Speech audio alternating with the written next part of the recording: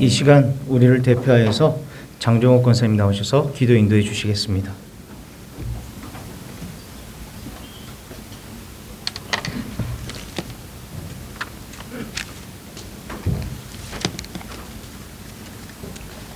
다 같이 기도하시겠습니다. 거룩하시고 살아계신 하나님 아버지를 사랑합니다. 새해의 첫날 첫 주일을 주시어 주님 앞으로 오라 하시고 예배하게 하시니 감사를 드립니다. 우리의 찬송과 기도를 받으시고 영광 받으시옵소서. 하나님께서 가장 아끼시며 소중히 여기시는 예수 그리스도를 이 땅에 보내시어 우리에게 영원한 생명 주심을 진심으로 감사드립니다. 우리의 믿음의 내성이 생기고 타성에 젖어서 구원의 기쁨도 잠깐이었고 얼마나 세상의 안락함을 누리고 싶어 하는지 이 시간 하나님 앞에 염치 없고 죄송함을 드립니다. 올 한 해를 시작하는 첫날 다시 한번 주님 앞에 겸손히 다짐해보며 서원하는 저희들 되게 하시옵소서.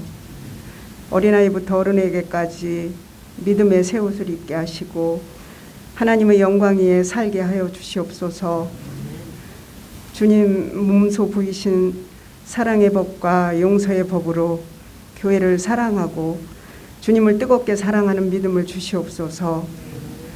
또한 말씀으로 주신 올해의 표어처럼 말씀으로 은혜 받고 나가서 전도하여 복음의 큰 능력을 경험하는 한 해가 되기를 간절히 원하옵나이다. 하나님을 모르는 우리 주변의 모든 이들이 믿어지도록 역사하셔서 교회가 부흥되고 하나님의 나라가 부흥되는 놀라운 은혜를 허락하시옵소서. 오직 하나님만을 의식하는 큰 믿음을 주셔서 하나님이 영광 위에 일하게 하시옵소서.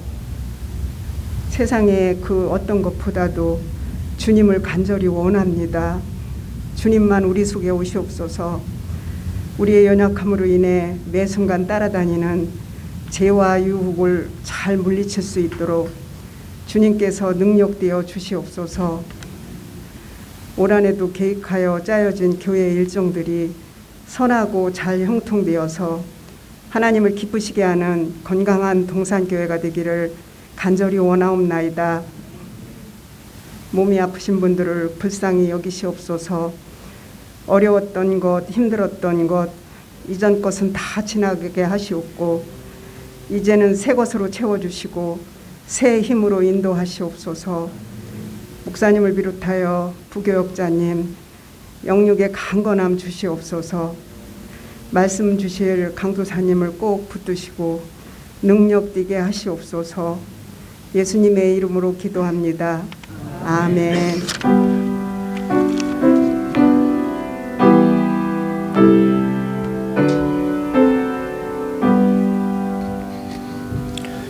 오늘 이 시간 우리에게 주신 하나님 말씀은 요한복음 3장 16절 그리고 17절 말씀입니다.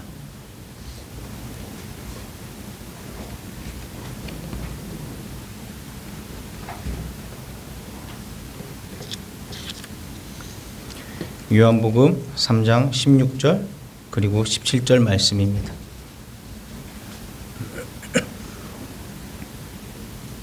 신약성경 146페이지에 있습니다. 다 찾으신 줄 알고 제가 낭독해 드리도록 하겠습니다. 하나님의 말씀을 들으십시오. 하나님이 세상을 이처럼 사랑하사 독생자를 주셨으니 이는 그를 믿는 자마다 멸망하지 않고 영생을 얻게 하려 하심이라. 하나님이 그 아들을 세상에 보내신 것은 세상을 심판하려 하심이 아니요 그로 말미암아 세상이 구원을 받게 하려 하심이라. 아멘. 오늘은 방금 읽은 성경을 중심으로 인간의 유일한 소망 예수라는 말씀을 한번 살펴보도록 하겠습니다. 오늘 우리가 읽은 성경은 독생자를 보내신 그 하나님의 사랑 그리고 그 하나님 아들에 대한 믿음 여부에 따른 구원과 심판에 관한 예수님의 가르침을 이야기하고 있습니다. 이것은 기독교의 정수인 구원의 진리를 가장 명확하게 보여주는 것으로 모든 성경 말씀의 핵심이라고 해도 과언이 아닐 것입니다.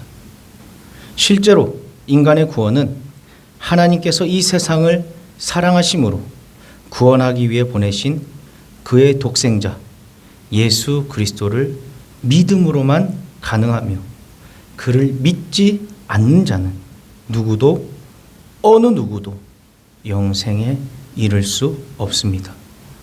그것은 하나님께서 오직 예수 그리스도만을 구원의 길과 방편으로 제시하셨기 때문입니다. 그렇다면 이러한 오늘 성경 본문의 내용을 통하여서 우리가 깨닫게 되는 구체적인 교훈은 무엇일까요? 바로 예수 그리스도만이 우리 모든 인류, 인간의 유일한 희망, 소망이 되신다라는 것입니다. 오늘 우리가 함께 살펴보았던 요한복음 3장 16절 함께 읽어보도록 하겠습니다.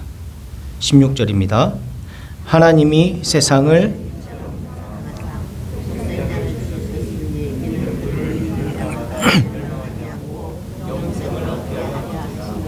아멘. 16절을 보면 하나님께서 예수 그리스도를 보내신 동기, 그 동기와 목적이 분명하게 나오고 있습니다. 하나님께서 예수님을 이 세상 가운데 보내신 동기, 그 이유는 무엇일까요? 왜 예수님을 이 세상 가운데 보내셨을까요? 그것은 바로 사랑입니다. 하나님께서 지으신 그 인간은 끊임없이 반역하였고요. 끊임없이 하나님을 믿지 않았습니다. 틈만 나면 하나님을 떠나 우상을 숭배하기도 했고요. 틈만 나면 마음에 틈이 조금만 생긴다면 하나님 말씀이 아닌 자기의 유익대로, 자기의 욕심대로, 그런데 심지어 자기의 욕심대로 살면서 자기가 욕심대로 사는지도 모르고 멸망의 길로 나아갔습니다. 하지만 하나님께서 여전히 인간을 사랑하신다는 그 사실, 참으로 놀라운 사실입니다. 우린 인간으로 오셔서 그 십자가에 달리신 예수님을 볼 때마다 우리를 하나님께서 어떻게 사랑하셨는지 꼭 기억해야 할 것입니다. 나는 끊임없이 하나님을 멀리하고 나는 끊임없이 하나님을 불신하면서 살아가지만 이런 우리를 구원하시기 위해, 이런 우리를 사랑하기 때문에 그 영원한 형벌 가운데 나아간 것을 지켜볼 수 없어서 이 땅 가운데 예수 그리스도를 보내주신 것입니다. 그래서 요한일서 4장 10절에는 이렇게 이야기하죠. 우리가 하나님을 사랑한 것이 아니라 그분이 먼저 우리를 사랑하사 우리 죄를 위하여 화목제물이 되셨다. 내가 먼저 그분을 사랑한 것이 아니라, 우리가 먼저 하나님을 사랑한 것이 아니라 누가 먼저요? 하나님이 저와 여러분을 먼저 사랑하신 것입니다. 하나님이 먼저 우리를 사랑하지 않으셨다면 우리가 지금 이 자리에 있을 수 없다라는 얘기입니다. 그렇게 하나님은 우리를 사랑해 주셨습니다. 죄를 지음에도, 하나님이 싫어하시는 모습임에도 불구하고 우리를 그냥 둘 수 없는 그 놀라운 사랑, 그것이 바로 하나님의 사랑인 것입니다. 그것이 바로 이 땅 가운데 예수 그리스도를 보내주신 동기인 것입니다. 그렇다면 하나님께서 예수님을 보내신 목적은 무엇일까요? 바로 죄에 빠져 죽게 된 우리 인생들을 구원하시기 위함입니다. 죄의 결과는 무엇입니까? 사망이죠. 어떤 사망입니까?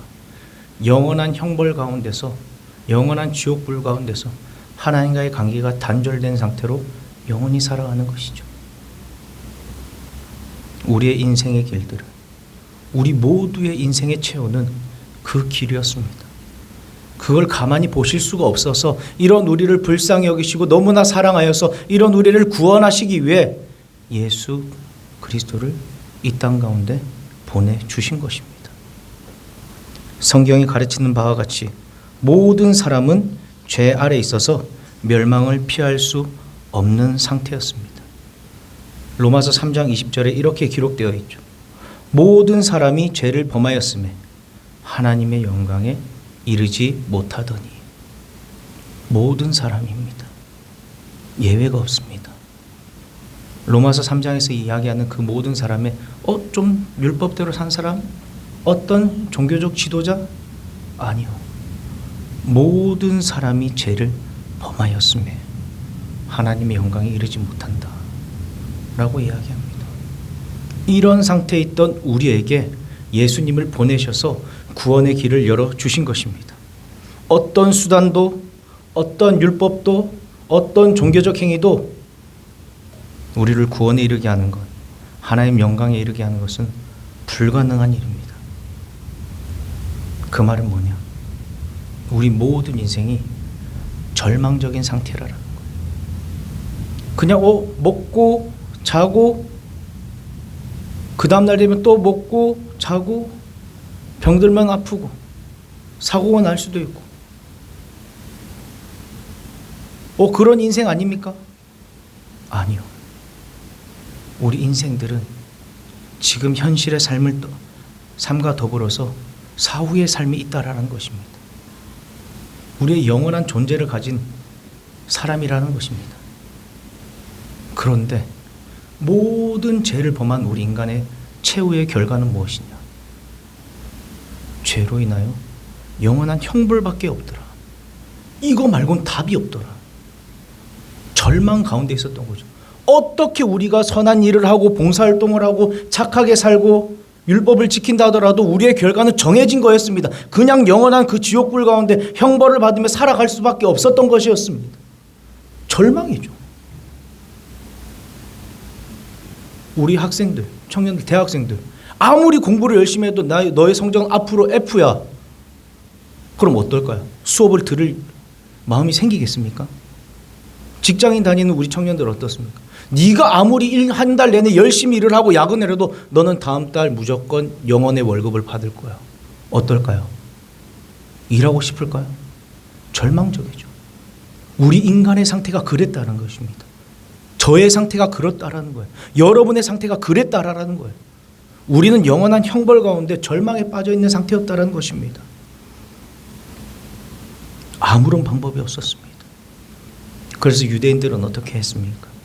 율법에 소망이 있는 줄 알고 이것에 집착하였으나 철저한 율법주의자였던 바울의 증거에 하면 무엇이라고 이야기할까요? 로마서 3장 20절 다 함께 찾아보셨으면 좋겠습니다. 로마서 3장 20절입니다.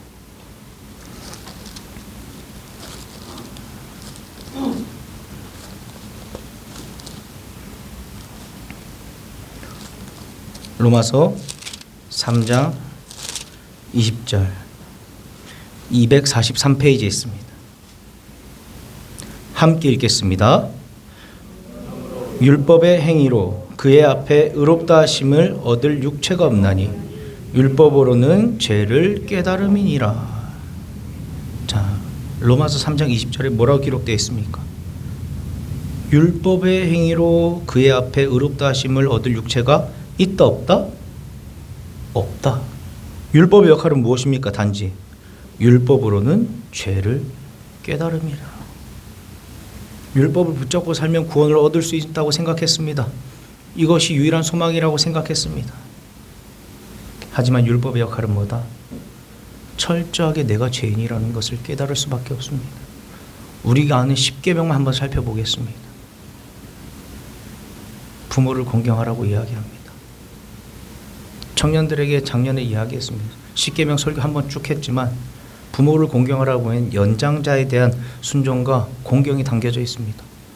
부모님 말씀 떠나서 너희들은 연장자에 대해서, 선생님에 대해서, 어른들에 대해서 그들의 말을 순종하고 잘 따르느냐, 공경하느냐. 오케이, 다른 사람 말고 그렇다면 부모님을 공경하라는 것은 절대적으로 복종해야 되는 것이 포함되어 있는데 복종하느냐? 저도 안 그러는데. 제가 부모님한테 잘하는 말이 있었어요. 여러분들도 자녀들한테 들었을 수도 있어요. 안 들으셨을 수도 있지만 부모님이 저한테 뭐라고 이야기를 하잖아요. 어떤 욕을 하고 아버지도 어머니도 얘기할 수 있습니다. 그럼 제가 딱 이렇게 한마디 하죠. 내 알아서 할게.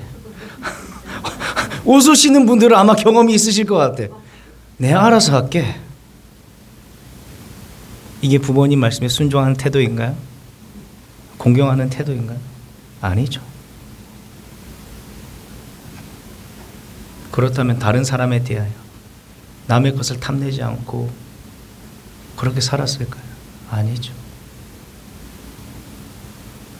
옆에 있는 친구들의 것이 탐이 나서 몰래 훔칠 수도 있고,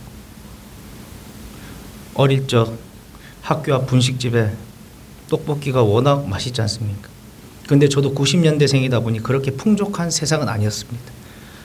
떡볶이 이모에게는 200원치 먹었다고 이야기를 했지만 한 개를 찝지 않고 떡과 오뎅을 동시에 집어서 먹기도 했습니다. 이러면 안 되는데, 초등학교 때 슈퍼, 옛날에 전빵이라고 했던 것 같은데, 그렇게 딱 들어가면은 새콤달콤 한 개를 사는 척했지만 다른 것도 집었어. 도둑질하지 말라고 분명히 얘기하잖아요. 율법을 지키며 살고 싶은데, 율법의 말씀을 보니까 어떻게? 내가 죄인이라는 것을 깨달을 수밖에 없더라. 안식일을 거룩히 지키라는데 그날 난 거룩히 지키지 못하더라. 나의 유익을 위해서 살아가더라.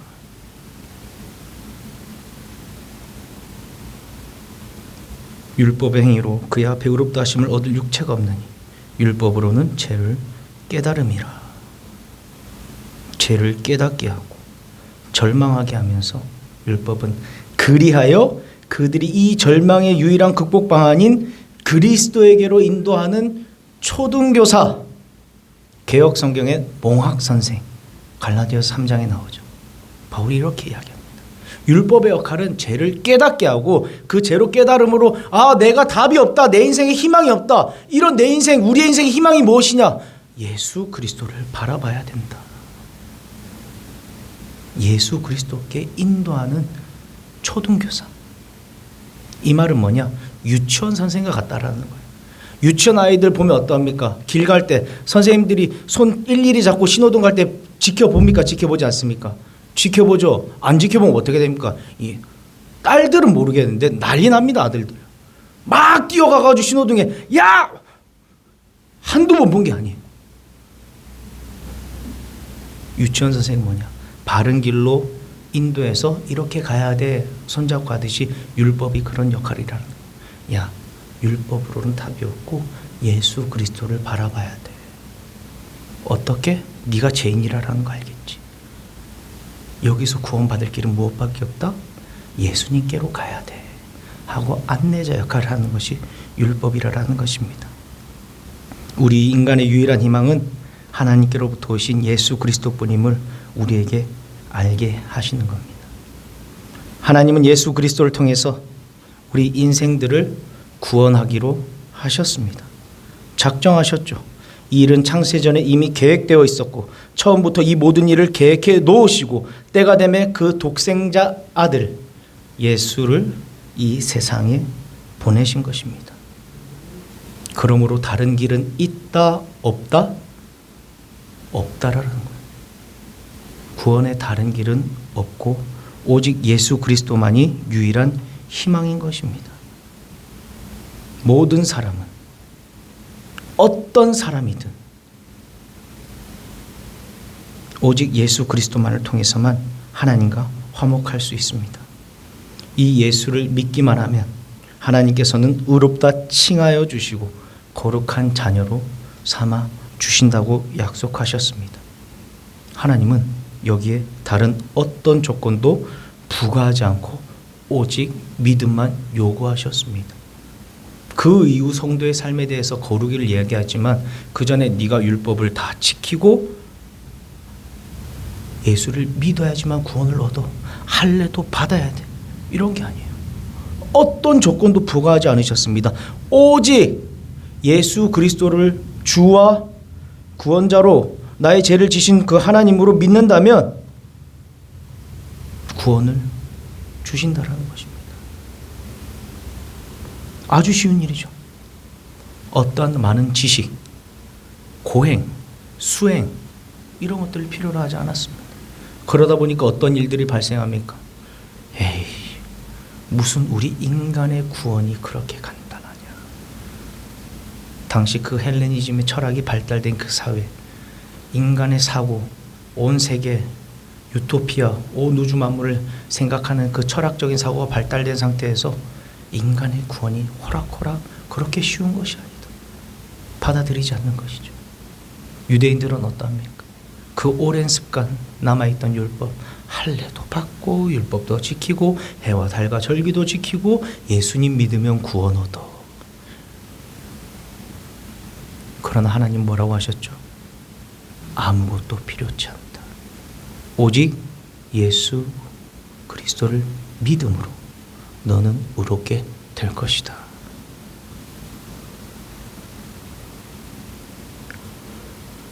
많은 사람들은 이것을 거부합니다. 그리고는 어떻게 되었습니까? 절망해서 헤어지 못하고 있습니다. 사랑하는 성도 여러분, 예수 그리스도가 저와 여러분, 우리 인간의 유일한 희망이라고 믿으십니까? 아멘. 답이 없습니다. 예수 그리스도 말고는 답이 없습니다. 혹시 과학이나 어떤 사회 이념, 이데올로기가 소망이 있다고 생각하지는 않으십니까? 지금 과학에 많은 투자를 하는 분들이 계세요.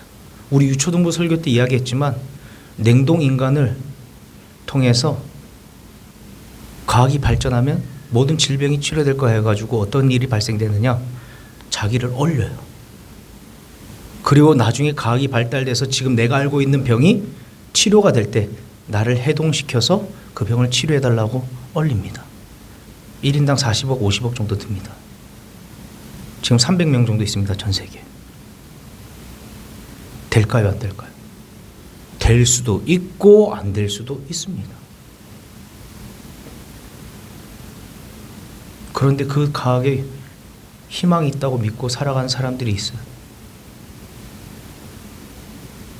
실질적으로 한 번도 성공하지 못했다고 합니다. 인간을 해동했을 때 살아남은 사람은 없대 아직. 그런데 언젠가는 되겠지 바라고 그렇게 한답니다. 영원히 살 수 있다는 생각. 그러나 우리는 우리의 영원한 삶의 주인은 누구다? 우리의 구원은 누구에게 달려있다? 예수 그리스도께 달려있다는 것을 알기 때문에 어떠한 것도 개의치 않는다는, 냉동 인간을 하든 뭘 하든. 인류의 유일한 희망은 예수 그리스도뿐입니다. 이 세상에서 예수님을 대신할 그 무엇도 존재하지 않습니다. 결국 예수를 거부하는 사람들은 절망 가운데서 죽게 될 뿐인 것입니다. 영원한 그 형벌 가운데 머물 수밖에 없는 것입니다. 하나님은 예수 이름 외에 천하에 구원 얻을 만한 다른 이름을 우리에게 주지 않으셨습니다.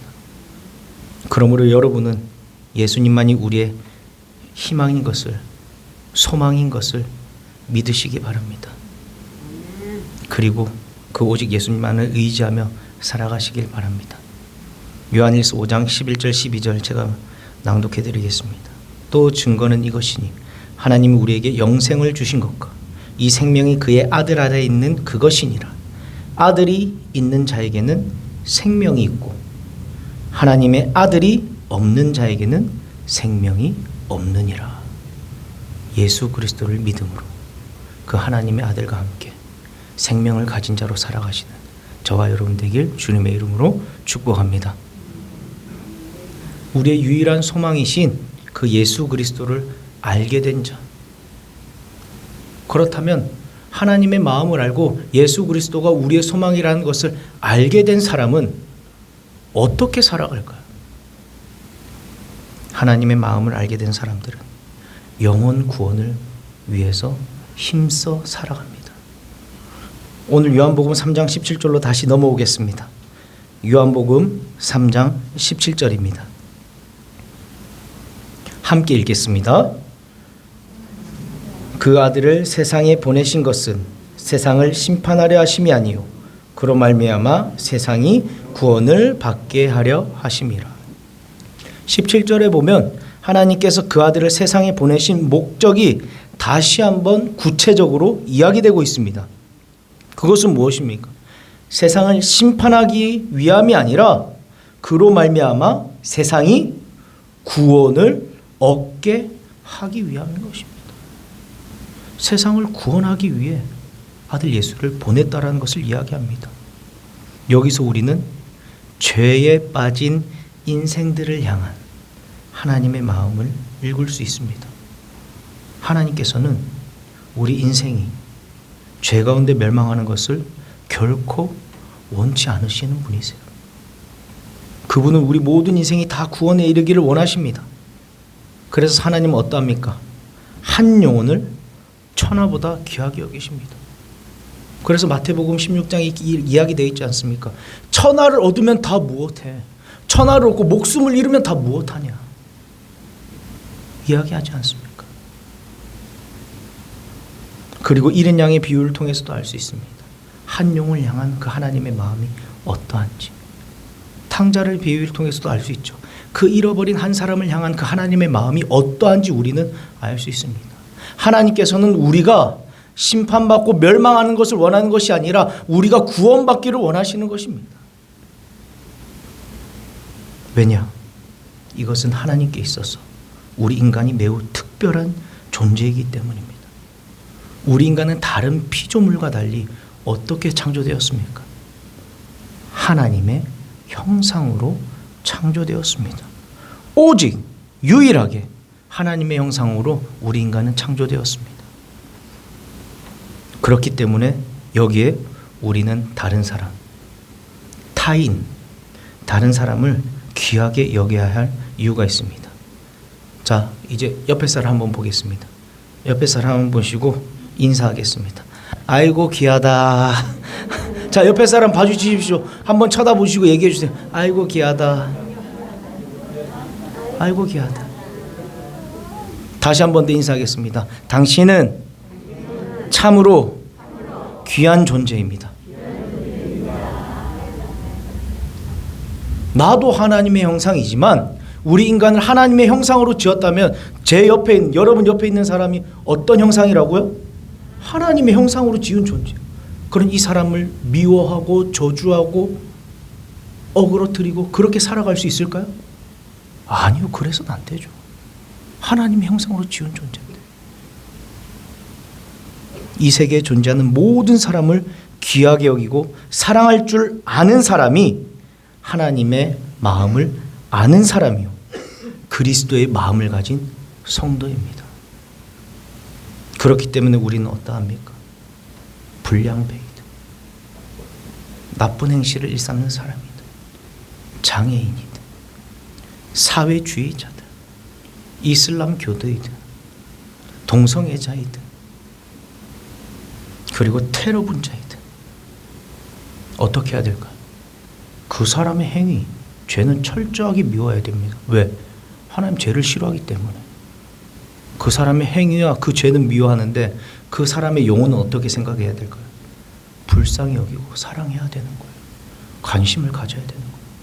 저 영혼이 저대로 죽게 놔둬서는 안 되는데 저렇게 행동하고 죄를 짓고 영원한 형벌 가운데 가선 안 되는데 그 마음을 가져야 된다라는 것입니다.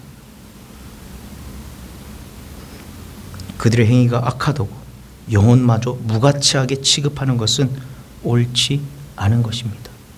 성도로서 우리는 그런 사람들을 대할 때 비난하고 정죄하는 세상 사람들과 같은 태도를 취하여서는 안 되고 그들이 잘못된 행동을 뉘우치고 예수 그리스도를 통한 구원으로 이끌고자 힘써야 하는 것입니다.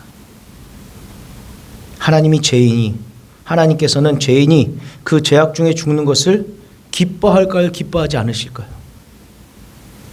죄인이면 그 가운데 그냥 죽는 것을 하나님 기뻐하지 않을까요? 그런 거 아닌가요? 여기에 대한 해답이 성경에 명확히 기록되어 있습니다. 에스겔 18장 23절 함께 찾아보겠습니다. 에스겔 18장 23절입니다.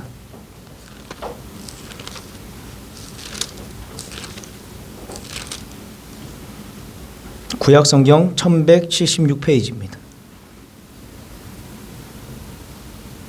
에스겔 18장 23절입니다. 구약성경 1176페이지입니다.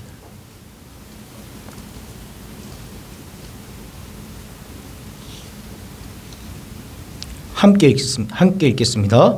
주 여호와의 말씀이니라. 내가 어찌 악인이 죽는 것을 조금인들 기뻐하랴. 그가 돌이켜 그 길에서 떠나 사는 것을 어찌 기뻐하지 아니하겠느냐. 하나님 어떻게 하세요? 죄인이 그 죄악 중에 죽는 것을 기뻐하십니까? 기뻐하세요? 아니죠. 지금 성경에 뭐라고 기록되어 있습니까? 그가 돌이키길 기뻐한다고 하는 것입니다. 죄인이니까 저 사람들을 그대로 죽고 심판받아야 돼. 이것은 철저하게 사람의 마음, 인간의 마음, 나의 악한 감정일 뿐입니다. 하나님은 그런 분이 아니시라는 것을 우리는 분명히 깨달아야 합니다. 나의 주위에 정말 악한 모습의 사람들이 있더라도, 나의 자녀가 악한 모습을 가지더라도, 나의 직장 동료가 정말 악한 모습이 같더라도 우린 어떻게 해야 될까?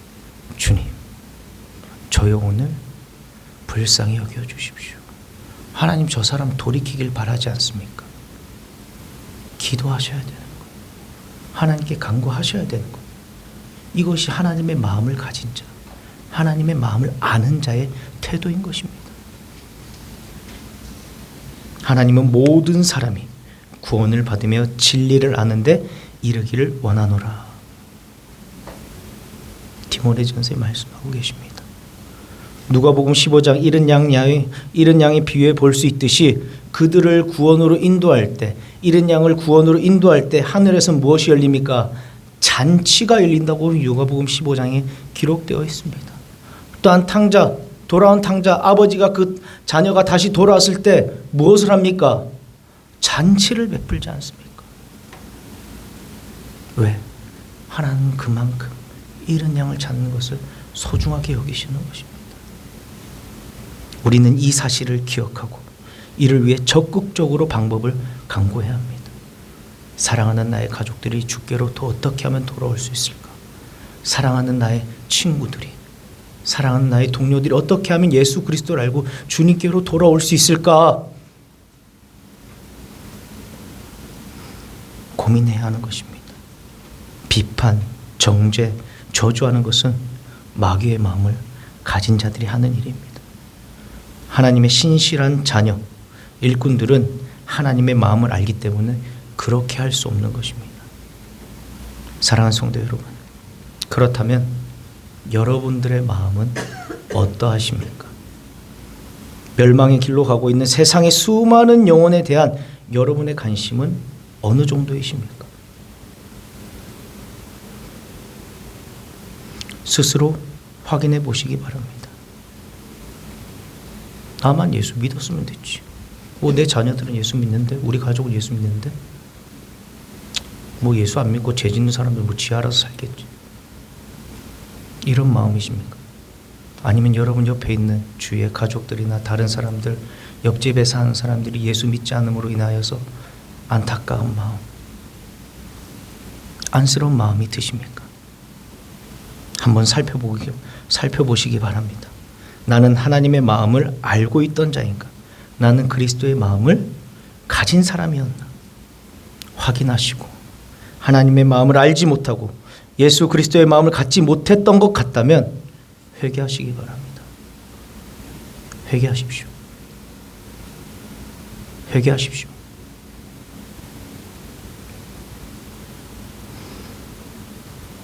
그리고 하나님의 그 사랑을 간구 요구하십시오. 하나님, 예수님이 이 땅에 오신 그 동기가 하나님의 사랑이시라면서요. 나를 사랑하셔서 내가 영원한 형벌 가운데 머무는 것을 볼 수 없어서 이 땅 가운데 예수님을 보내주셨다면서요. 그 사랑하는 마음으로 저도 다가가기를 소원합니다. 저에게 사랑의 마음을 주세요. 사랑 없는 이 마음 불쌍히 여겨주시고 진짜 그 하나님 아버지의 마음을 주셔서 저도 사랑하게 해주세요. 다른 사람들이 사랑하는 것이 아니라, 우리 구역장이 사랑하는 것이 아니라, 목사님이 사랑하는 마음이 아니라 제가 그 하나님의 사랑을 가지고 사랑하길 소원합니다. 저를 구원하여 주신 그 하나님의 사랑을 다시 한 번 더 깨닫게 해주시고 그 사랑의 마음을 가지고 나아갈 수 있도록 도와주세요. 요구하십시오. 간구하십시오. 하나님께서 그 기도를 들으시고 분명히 하나님의 놀라운 넘치는 사랑을 부어 주심으로 여러분들의 마음을 회복시켜 주실 것입니다. 또한 스스로 마음을 확인 후에 나는 하나님의 마음을 알고 있었고 그리스도의 마음이 있었다면 오늘 이 말씀을 들은 후에 더욱더 여러분들의 마음은 뜨거워지실 것입니다. 하나님, 저에게 사랑의 마음을 주시니 감사합니다. 하나님의 사랑의 마음을 갖고 나아가고자 했지만 두려운 마음이 있었는데 오늘 이 말씀을 주심으로 하나님의 그 마음을 다시 한 번 더 깨닫게 해주시니 감사합니다. 지금 마음 가운데 열정을 주실 거예요. 사랑을 더 채워주실 것입니다. 담대하게 선포하시며 나아가십시오. 하나님의 사랑을 가지고 나아가겠습니다. 하나님의 사랑이 필요한 자들에게 나아가겠습니다. 저에게 보여주신 그 자들에게 나아가겠습니다. 오직 유일한 소망이신 예수 그리스도를 전하며 나아가시길 주님의 이름으로 축복합니다. 말씀을 마무리하겠습니다.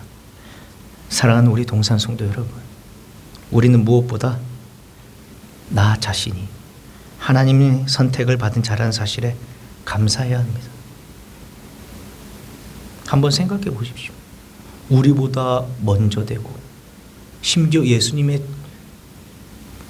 조상이었던 이스라엘 백성들, 그들 그 유리한 위치에 있던 그들보다도 그들이 누리지 못한 특권을, 그 복을 우리가 누리고 있어요. 우리가 먼저 누리고 있습니다. 이것은 참으로 신비스러운 하나님의 은혜입니다. 그 하나님의 사랑을 알고 있던 자들이 자기의 목숨을 바쳐가면서 그 사랑을 들고 이 땅 가운데 왔기 때문에 우리가 그 특권과 복을 누리게 된 것입니다. 하나님의 은혜로, 그 놀라운 사랑으로 새롭게 우리가 거듭났다라는 사실, 내가 새로운 존재로 거듭났다라는 사실, 다시 태어났다라는 이 사실을 우리는 기억하고 살아가야 합니다. 우리를 불러서 당신의 자녀와 일꾼이 되게 하신 그 하나님의 뜻에 충실한 삶을 살아감으로 하나님의 그 은혜를 세상에 널리 알리시기 바랍니다. 우리를 사랑하여 구원하기 위해 이 땅에 오신 그 예수님을 세상에 널리 전하며 살아가는 2023년 한 해, 그리고 우리의 모두의 삶이 되기를 주님의 이름으로 축복합니다. 아멘. 다 함께 488장 찬송하시고 우리 목사님 나오셔서 축도하심으로 예배 마치도록 하겠습니다. 488장입니다.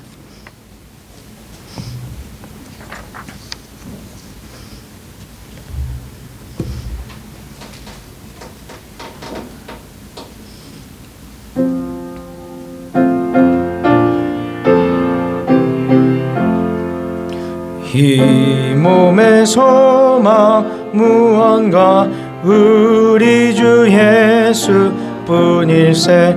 우리 주 예수 밖에는 믿으리 아주 없도다. 주 나의 반석이시니 그 위에 내가 서리라. 그 위에 내가 서리라. 무섭게 바라부는 밤 물결이 높이 설렐 때 우리 주 크신 은혜의 소망에 닿을 주리라. 주 나의 반석이시니 그 위에 내가 서리라. 그 위에 내가 서리라. 세상에 믿던 모든 것 끊어질 그날 되어도 구주의 언약 믿사와 내 소망 더욱 크리라. 주 나의 반석이시니 그 위에 내가 서리라. 그 위에 내가 서리라. 바라던 천국 올라가 하나님 앞에 배울 때 구주의 의를 힘입어 오롯이 바로 서리라. 주 나의 반석이시니 그 위에 내가 서리라. 그 위에 내가 서리라.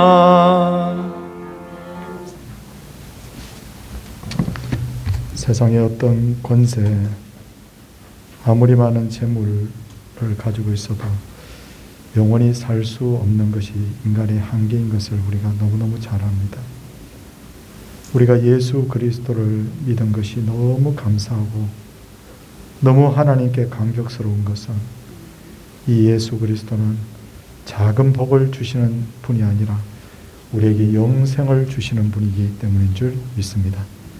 그러므로 예수 그리스도는 우리에게 유일한 소망이요 온전한 소망 되시는 것을 알고 2023년도에도 정말 믿음에 더욱 정진할 수 있도록 하나님이여 은혜를 베풀어 주옵소서.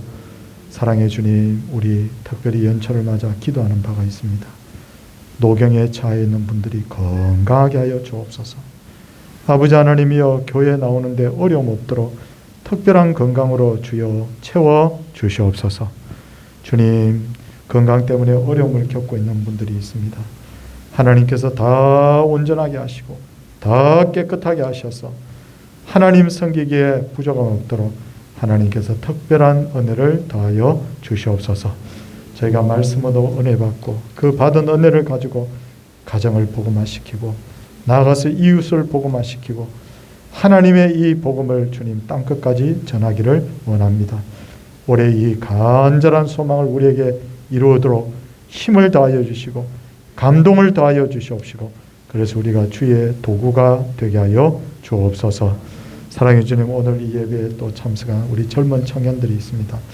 많은 하나님 인생의 과정 중에 정말 귀한 20대를 살아가는 혹은 30대를 살아가는 청년들입니다. 하나님께서 이 청년들에게 은혜를 베풀어 주셔서 하나님이 살아 계신다는 것을 체험하게 하여 주시옵시고 이 청년들이 정말 믿음을 잘 갖고 나가서 범사에 하나님을 기쁘시게 함으로 하나님과 동행했던 에녹과 같은 그런 삶을 살아가기를 간절히 소원을 드립니다. 연초 여러 가지 분주하고 바쁜 일들 은혜롭게 잘 처리해 갈 수 있도록 하여 주시고 우리가 지치지 않도록 하여 주시고 오직 불타오르는 성령의 은혜를 가지고 올 한 해를 살아가게 하여 주시옵소서. 주 예수 그리스도의 은혜와 하나님의 놀라우신 사랑과 성령의 감동 감화하심이 하나님의 사람들 위해 이제로부터 영원토록 함께 있을지어다. 아멘.